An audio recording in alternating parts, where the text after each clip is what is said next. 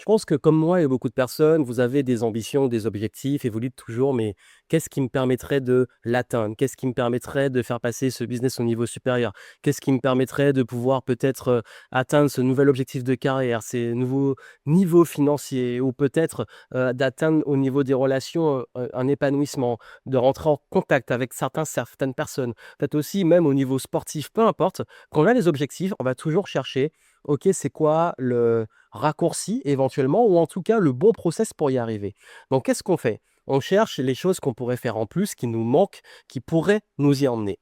Et d'ailleurs, très souvent, quand on est frustré de ne pas atteindre l'objectif qu'on s'est fixé, donc on est frustré de ne pas là où on voudrait être, on commence à se dire, il y a peut-être quelque chose que je ne fais pas, qu'il me manque, que je ne vois pas, et on est dans une notion de manque, il me manque quelque chose. Et je vais vous dire, en réalité, c'est une grosse erreur, parce que très souvent, c'est pas ce qui nous manque et qu'on devrait faire plus qui va nous faire arriver là où on veut arriver, c'est des choses qu'on fait et qu'il faut absolument arrêter. Et c'est pour ça que c'est très difficile parfois d'atteindre certains niveaux et des objectifs. On pourrait se dire, mais si s'il y avait une solution miracle pour réussir, ça se saurait et tout le monde le ferait. Non, parce qu'en fait, le prix à payer, c'est un prix de deuil, un prix d'arrêter des choses qui vont contre notre nature, des choses qui sont difficiles pour nous en tant qu'humains. Et je vais les partager avec vous. Je vais partager avec vous et ça fait maintenant, justement, plus et largement plus de 12 ans que je partage des conseils, à travers cette chaîne YouTube et même plus sur les différentes, plateformes et là, je vais vous donner justement, 12 choses que j'ai arrêtées, qui pourraient être aussi, une chose que vous pouvez mettre en challenge d'arrêter, chaque mois. 12 choses qui, si vous arrêtez, je peux vous garantir que votre vie va passer à un autre niveau et moi, quand j'ai arrêté ces choses, ça a à chaque fois débloqué des nouveaux paliers et c'est d'ailleurs une question qui revient très souvent, hein. Souvent, on me dit: «Bah, OK, selon toi, c'est quoi qui a fait la différence? C'est quoi qui a peut-être été un déclencheur ou les déclics, les différentes étapes dans ta vie qui ont fait une différence? Ben, ça se joue énormément là et franchement, si vous arrêtez ça, sans aller chercher plus, vous allez voir que votre vie, elle va changer et que ça soit en termes d'affaires, en termes de relations, en termes de posture, en termes d'énergie, ça impacte tout parce que ça se joue vraiment là. C'est comme si c'était vraiment la les fondations de l'expansion personnelle et professionnelle. Juste avant, précision, bien entendu, si, ces choses-là, on n'y arrive pas tous et que moi j'ai mis beaucoup de temps à y arriver, encore aujourd'hui je travaille dessus, je suis très vigilant dessus, c'est parce que, ça va contre la nature humaine et quand je dis contre la nature humaine, c'est que ça nous challenge dans nos plus grandes peurs les plus profondes. Vous allez comprendre. En fait, moi qui partage des conseils sur la productivité. Et d'ailleurs, j'en profite pour vous dire que j'ai écrit un livre et j'ai lancé un nouveau livre là en juin 2025. Donc, si peut-être que vous verrez ça dans très longtemps ou tout de suite. Mais en tout cas, le livre, il est disponible si vous voulez le commander. Et le titre, c'est Retrouver votre temps et votre énergie. Et justement, en fait, les conseils que je vais vous donner permettent de retrouver ce temps et cette énergie pour ce qui compte pour vous et pour passer à ces nouvelles dimensions. Et c'est impossible pour moi qui partage des conseils sur la productivité depuis largement maintenant comme j'ai dit, 12 ans en vidéo, 15 ans on va dire, sur les différentes plateformes, c'est là que ça se joue, en fait et c'est fou, hein, c'est toujours ce qui revient et je pense que ça, si vous le comprenez, en fait, j'ai envie de dire, c'est pépite. Donc on commençons. Allez! Première chose, arrêtez de dire oui à tout. Arrêtez de dire oui à tout. On pense que tout est opportunité et nous avons ce truc en nous qui est la FOMO, la peur de manquer une opportunité et on se dit: «Bah, si on nous sollicite, s'il y a un truc, faut dire oui, faut dire oui, faut dire oui» et il y a même un film que j'ai vu et qui était vraiment intéressant, s'appelle Yes Man, où le héros du film se met à dire oui à tout et pour avoir des opportunités de fou dans sa vie, on voit tout ce qui se passe mais en fait, je pense qu'il y a une subtilité. C'est que et j'ai appris ça d'un de mes mentors qui m'a dit: «En fait, au début, quand tu débutes, oui, tu dois dire oui à tout». Apprendre, tester des choses, rencontrer des personnes, être sollicité sans être payé parfois pour des choses, c'est OK au début. Mais au début, tu dois dire oui à tout, mais après, tu dois apprendre à dire non. Et c'est en inverse, il y a un point de bascule. C'est pour ça que c'est contre-intuitif. C'est qu'il y a un moment dans votre vie, si vous continuez à dire oui à tout, vous vous dispersez forcément. Si vous continuez à dire oui à tout, vous dites non à parfois ceux qui vont pas passer à un autre niveau. Parce qu'en fait, ce qui vous amène au niveau suivant, souvent, c'est justement, pas de faire mieux ce que vous faites déjà, c'est de changer complètement et d'amener justement un autre mode de pensée. Et c'est pour ça que très souvent, notamment dans le business, au début, on dit oui à la majorité des clients parce qu'il faut commencer à lancer la boîte. On dit oui. Par exemple, moi, je disais oui pour des conférences pas payées, etc. Et puis au bout d'un moment, on arrive à un niveau, on se dit, mais en fait, non, là, ça fait un moment que je fais ça, j'apporte de la valeur, je le fais moi-même, ça marche. Maintenant, ça a pris de la valeur et aujourd'hui, si on me fait une sollicitation, il faut que ça me serve et il faut que je sois soit payé, soit qu'il y ait un bon intérêt pour le faire. Je ne peux plus dire oui parce que j'ai pris une autre dimension, j'ai de nouvelles responsabilités, j'ai des équipes à payer, et cetera, qui font que le fonctionnement d'avant n'est plus compatible avec les prochaines étapes. Et c'est pour ça, en fait, qu'il y a un moment, vous ne pouvez pas continuer à dire oui à tout et dire non. Je sais que c'est challenging, mais dans la gestion du temps, la productivité, la différence, elle se fait le moment où vous commencez à valoriser ce qui a de la valeur et à apprendre à dire non à ce qui ne nourrit pas cette valeur. Autant pour vous, pour votre activité, pour vos équipes, et cetera. Donc ça, c'est la première chose. La deuxième, elle va être frustrante pour mes amis multipotentiels, c'est arrêter de créer de la nouveauté. Mais attention, il y a une subtilité encore une fois. C'est que beaucoup de multipotentiels qui aiment se lancer dans des nouveaux projets, avoir des nouvelles idées et se dire bah, aujourd'hui, est-ce que je ne peux pas créer une nouvelle offre? Est-ce que je ne peux pas créer un nouveau business? Lancer un nouveau projet? Et en fait, il y a des projets que vous avez lancés là, peut-être vous êtes lassé dessus et tout, comme beaucoup de multipotentiels. Et on se dit, bah, en fait, j'en fais quoi? Et du coup, on abandonne ce qui existe déjà pour créer un nouveau. Mais le problème, c'est que créer de la nouveauté, ça crée de la dopamine, ça crée cette excitation. Et même en business, ça marche quand on crée de la nouveauté. Ça vend plus de créer un truc nouveau. Mais le problème, c'est que bah, ça ne capitalise pas sur ce que vous avez déjà, sur ce que vous avez déjà créé. Et ça, c'est une erreur que je vois très souvent. Il y a beaucoup de personnes qui la font. C'est qu'ils passent leur temps à créer des nouveautés au lieu de trouver des nouvelles façons de la nouveauté, de mieux faire ce qui fonctionne déjà.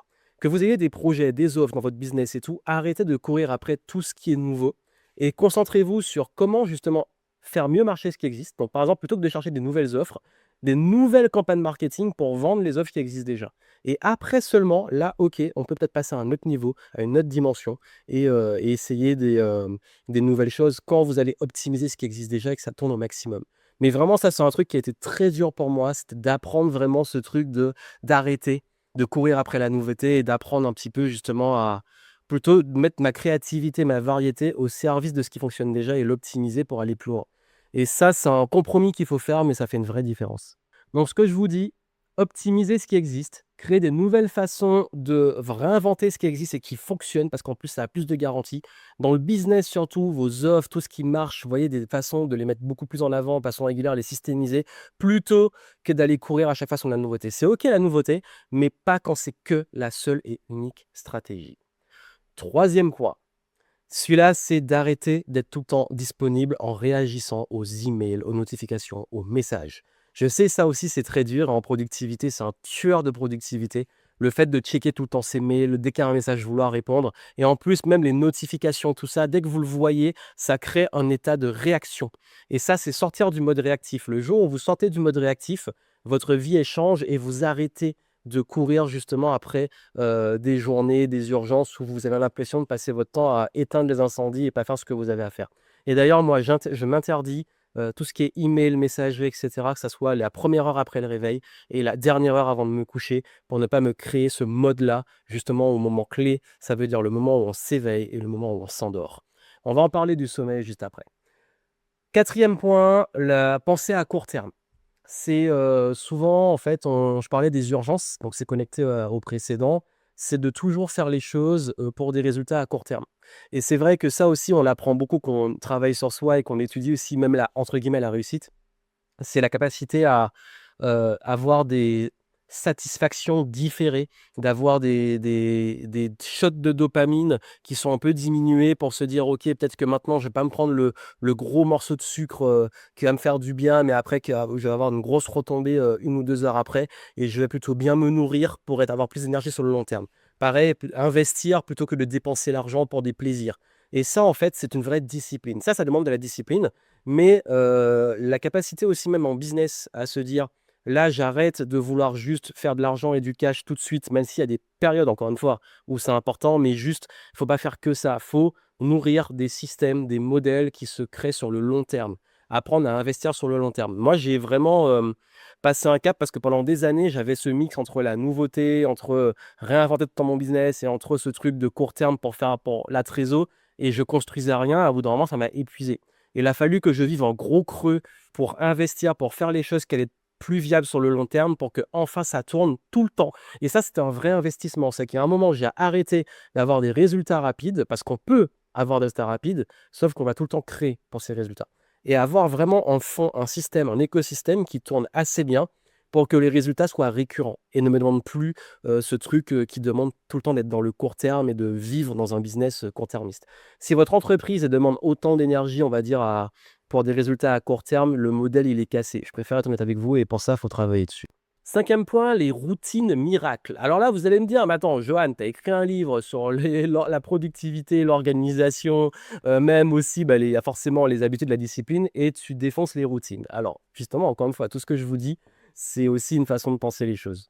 Je passe le premier chapitre du livre à démonter la productivité toxique, ce que j'appelle, et les injonctions de tout ce qui est Miracle Morning, les outils, tout ça. Je dis pas que c'est pas bon, je dis juste que ça marche pour certains et pas pour d'autres. Et là, en fait, où j'ai arrêté les routines, c'est qu'à un moment, je me forçais à faire des routines parce qu'on m'a dit: «C'est ce qui est bien». Par exemple, de faire le Miracle Morning, de le suivre à la lettre, de se réveiller tôt le matin, de faire ceci, cela et en fait, on se met en mode automatique, on se force à le faire. Au bout d'un moment, si on se force tout le temps, en fait, ça pompe de l'énergie, on a plus d'énergie pour le reste. Donc ça a été, difficile à accepter de se dire: «En fait, tout le monde dit que ça, c'est bien». On voit beaucoup ça sur YouTube, alors qu'en réalité, ça se trouve, il y a des choses qu'on dit qui sont bien, mais pas forcément pour vous. Donc moi, quand je dis arrêter les routines miracles, c'est vraiment arrêter les routines qu'on voit partout parce qu'on considère ou comme miraculeuses, juste essayer, voir si ça vous correspond.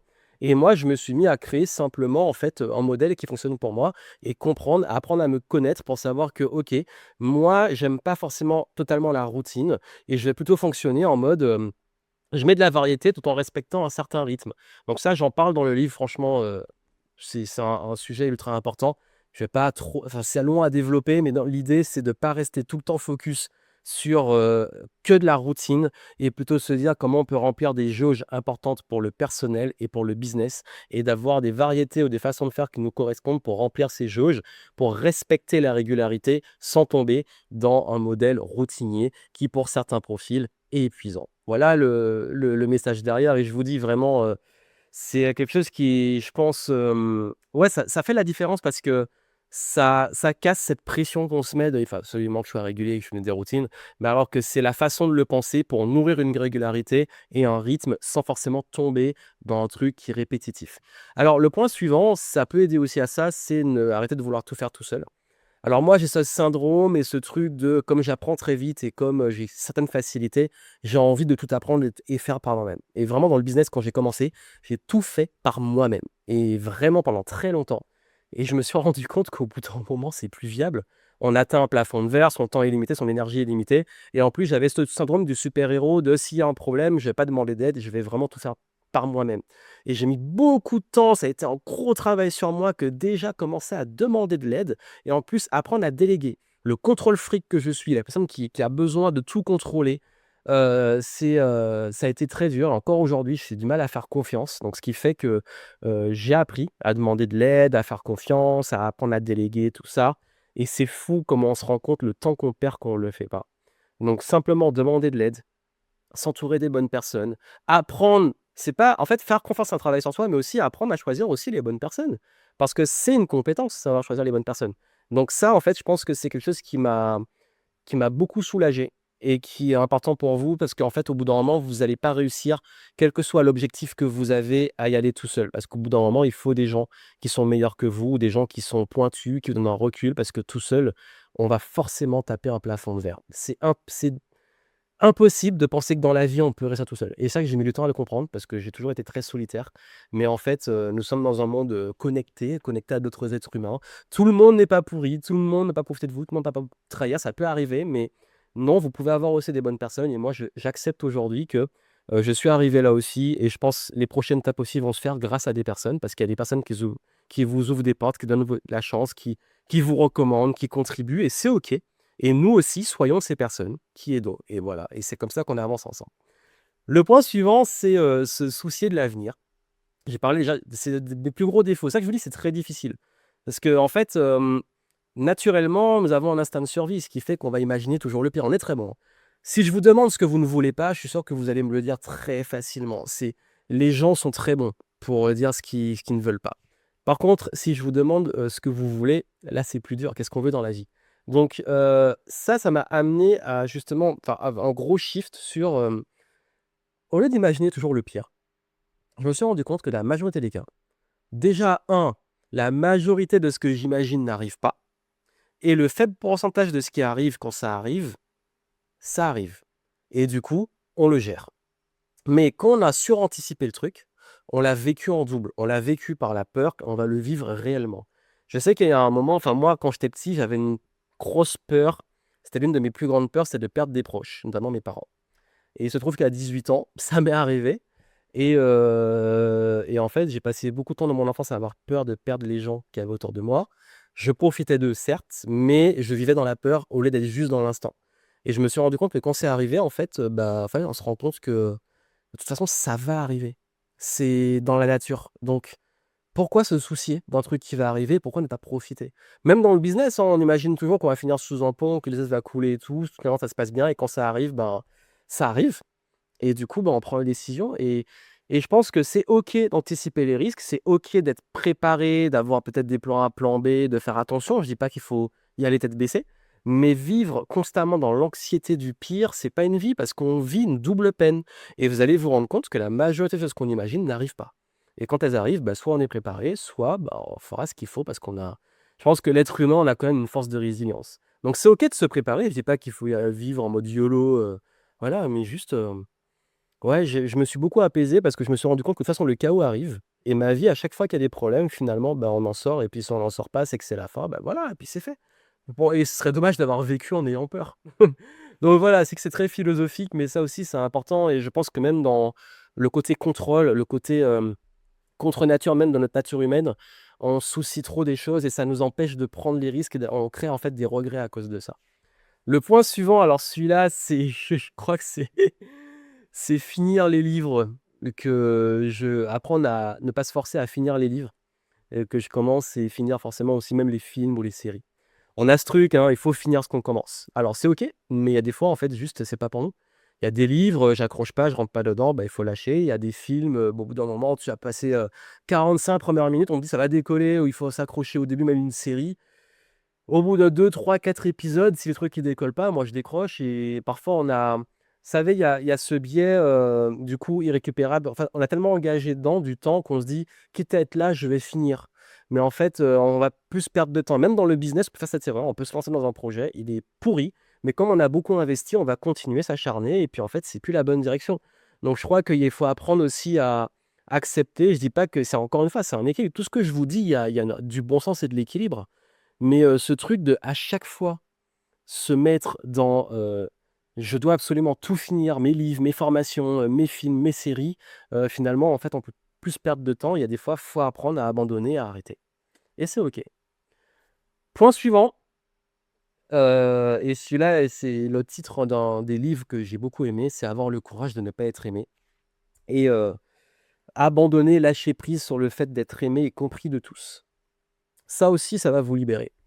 Et quand je dis que c'est contre nature et j'ai dit au début que la nature humaine est comme ça, nous avons notre plus grande peur qui est la peur du jugement et du rejet de la société. Pourquoi? Parce que c'est notre instinct de survie, nous avons besoin les uns des autres, nous sommes des êtres, sociaux et même si vous êtes asocial comme je l'ai été, donc même si vraiment vous êtes dans un truc, moi j'ai pas besoin des autres et tout, je suis tout seul, on a toujours besoin des autres et on a quand même ce besoin d'être compris, accepté et si généralement on rejette les autres, c'est parce qu'on a été rejeté et du coup on sert en réaction de défense. Mais il y a rien de plus agréable et je pense que ça va vous parler de se sentir aimé et compris et pas jugé. Donc ça veut dire que le coût d'être jugé et de pas être aimé et de pas être compris par des gens, ça nous fait mal et c'est OK. Et moi en fait, ayant été exposé avec internet, avec tout ça, en fait, je me suis rendu compte que peu importe ce que je fais et ce que je dis, il y a des gens qui m'aimeront pas, il y a des gens qui vont pas me comprendre, il y a des gens qui comprennent toujours pas ce que je raconte. Peut-être que vous voyez cette vidéo et vous comprenez rien. Il y en a parfois, j'ai des contenus comme ça, ils comprennent rien. Ils me comprennent pas ma position. Parfois, en fait, on a même une forme d'éthique ou des choses qui sont importantes pour nous, on attend, on espère que les autres vont la capter et puis, des gens peut-être me traiter d'arnaqueur, de tout ce que vous voulez. C'est OK. C'est OK, ça m'appartient pas, en fait et ça, c'est important aussi de, ouais, d'accepter qu'il y a des gens qui vont pas vous aimer, il y a des gens qui vont pas vous comprendre et ça sert à rien de vous justifier ou de vouloir être aimé et si vous faites les choses pour être aimé et pour être compris, vous allez vous frustrer dans la vie. Les bonnes personnes qui vous aiment, elles comptent, elles sont là et elles sont pas très nombreuses. Les autres, si vous êtes pas compris, voilà. Bien entendu, communication, tout ça, on fait tout pour être compris des bonnes personnes, mais au bout d'un moment, ça sert à rien de passer votre vie à vouloir être aimé et compris de tous parce que c'est juste impossible et ça, retenez-le, ancrez-le dans votre tête, ouais, faut apprendre à lâcher prise sur ça et ça, c'est pas facile. C'est pas facile, c'est vraiment quelque chose qui est, je dis que c'est dur dans une vie d'être complètement hermétique à ça. Mais par contre, on peut apprendre à s'en foutre ou en tout cas à mieux passer au-dessus dans la majorité des cas. Ça veut pas dire qu'il y a des moments où vous serez peut-être plus sensible ou, vous allez être plus voilà, plus peut-être, on va dire, susceptible qu'on pourrait le dire ou, plus, dans une notion où, vous allez le prendre plus personnellement, mais c'est OK et comme on dit dans les accords Toltec, ne prenez rien personnellement parce qu'en fait, encore une fois, c'est le jugement de l'autre, c'est la vision de l'autre et voilà, c'est pas grave. C'est pas grave. Il y a pas de il y a les bonnes personnes, comme je dis, soyez vous-même et c'est mon plus gros message, tout ce que je fais depuis des années. Quand vous êtes vous-même, les bonnes personnes arrivent et au moins vous êtes aimé pour qui vous êtes et pas pour un masque que vous avez. C'est le conseil que je pourrais vous donner. Point suivant, j'ai arrêté de me forcer à rester dans les environnements et avec des personnes qui drainent mon énergie. Alors celui-là, il est très important. J'aborde dans le livre l'aspect, on va dire, énergie, environnement, tout ça. Et c'est vrai qu'il y a des gens qui sont des vampires, il y a des gens avec qui vous n'êtes pas compatibles. Pas forcément qui sont méchants, tout ça. Comme je le dis, c'est une compatibilité. Et on parlait de jugement, tout ça, et de compréhension. Il y a des gens avec qui vous n'êtes pas compatibles, des environnements. Moi, si je me sens dans un environnement où c'est lourd, où je dois me forcer, je me sens pas que je puisse être totalement moi-même, ou que voilà, ça prend, en fait, je me sens mal, je n'y reste pas. Il faut arrêter de se forcer, arrêter de forcer à vivre avec des gens avec qui vous vous sentez mal ou qui vous font vous sentir mal, en fait.